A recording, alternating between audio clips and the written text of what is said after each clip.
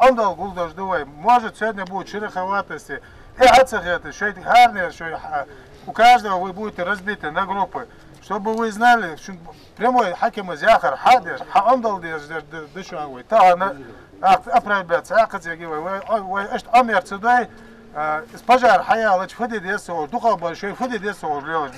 В общую шеренгу выстроились сотрудники МЧС, Министерства природы и представители лесопожарных центров. По легенде, на окраине села горит лес сразу в 6 точках на разных возвышенностях. Сообщение от жителя Галашки на пульт единой дежурно-диспетчерской службы поступило в 12:00. К месту происшествия немедля прибыли пожарные расчеты. Впрочем, до их приезда в борьбу со стихией вступили лесничие с подручным инвентарем. Их задача — удержать огонь от распространения до подхода основных сил. Сценарий учений можно описать коротко. Несколько катастроф в одном месте. Действия максимально приближены к реальности. В ликвидации пожара очень важно налаженное взаимодействие всех участников ликвидации возгорания.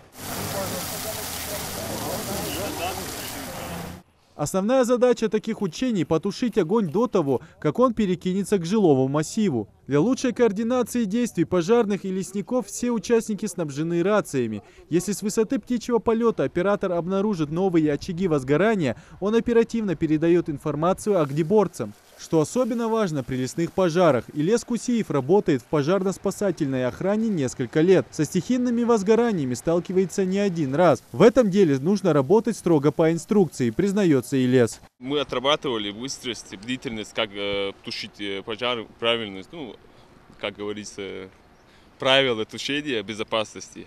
Мы соблюдали безопасность, как тушить.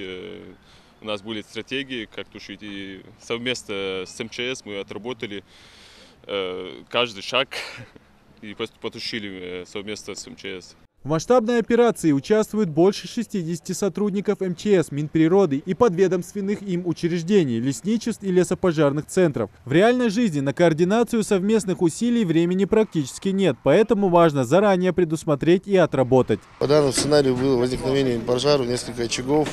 Со своими силами, средствами по сценарию сотрудники Минприроды не смогли справиться, потому что было несколько очагов и шло уже возникновение, переход пожара на массив уже муниципалитета.